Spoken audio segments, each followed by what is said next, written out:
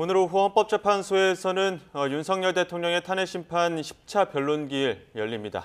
네, 한덕수 국무총리를 비롯해 3명의 증인 신문이 진행되는데요. 현장에 나가 있는 취재 기자 연결합니다. 차정은 기자. 네, 헌법재판소입니다. 네, 사실상 이번이 마지막 증인 신문이라는 전망인데 오늘 몇 시부터 진행되죠? 네, 오늘 오후 3시부터 진행되는 이번 증인신문에서는 그동안 증인들 사이에서 엇갈렸던 사실관계를 최종적으로 정리할 전망입니다.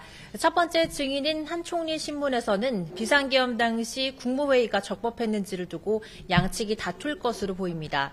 이에 앞서 한 차례 증인대에 섰던 홍장원 전 국정원 1차장이 다시 출석해 신빙성 논란이 제기된 이른바 홍장원 메모에 관해 설명할 것으로 관측됩니다. 또 그동안 건강상 문제로 출석을 고사해온 조지호 경찰청장도 오늘 마지막 증인으로 나섭니다. 네, 특히 이번 증인신문에서 주목되는 게 조지호 경찰청장의 진술일 텐데 핵심 쟁점은 뭡니까? 네, 지난 9차 변론기일 증거조사 과정에서 조 청장의 피의자 신문조서 일부가 공개됐죠. 검찰 조사 과정에서 조 청장은 계엄 선포 이후 윤 대통령으로부터 전화를 6번 받았다고 진술했습니다.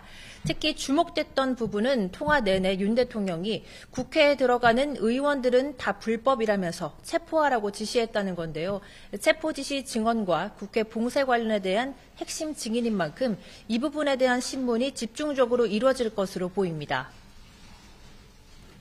네, 조 청장까지 증인 신문 마치게 되면 오늘 변론 절차는 종결되는 겁니까? 네, 아직까지는 알 수 없습니다. 증인신문이 끝나면 이제 남은 변론 절차는 양측의 최종 변론과 윤 대통령의 최후 진술을 듣는 절차만이 남아있습니다. 재판부가 오늘 변론을 종결할 수도 있지만 별도의 심리가 필요하다고 판단한다면 한두 차례 기일을 더 지정할 가능성도 있습니다. 법조계에서는 재판부가 적어도 이달 안에 변론을 종결하고 다음 달 중순에는 선고할 것으로 내다보고 있습니다.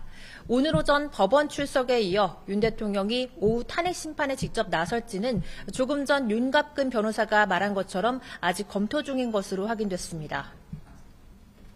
네, 대통령 탄핵 심판이 이제 막바지를 향하고 있는데 어제 대통령 대리인단 측이 입장을 발표했지요. 네, 그렇습니다. 윤 대통령 대리인단 석동현 변호사는 어제 기자간담회에서 불리한 결과를 예단하는 건 아니지만 결과에 대통령이 당연히 승복할 것으로 생각한다고 밝혔습니다. 다만 결정이 최대한 공정하고 적법하게 되기를 촉구한다고 거듭 강조했습니다. 앞서 대리인단이 언급한 중대한 결심에 관해서는 대리인단 집단 사퇴를 포함한 방안이라며 대통령의 조기 하야 같은 주장은 고려하지 않는다고 선을 그었습니다.